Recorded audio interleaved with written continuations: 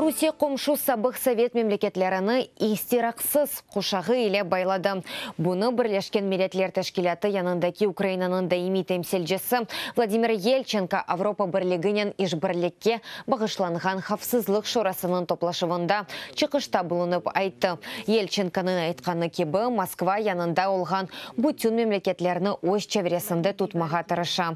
Украина елчісі БМТ ве Авропа бірлігіні сабық совет мемлекетлерінде зидиетлерінің чүзілівінде фаал әрекет етмеге чағара. Чүнки региональ дүния үшін яны телекелер пейда ола, ама олардан ичбірі ал әтелмеген. Қайдетеки Авропа бірлігінің ғайреті сабық Югославиядаки зидиетті оси мерелігіні таздықлады. Халқара жемиетінің қатиим вемавмы саясынды муафақиетке ерішмеге мүмкін олды.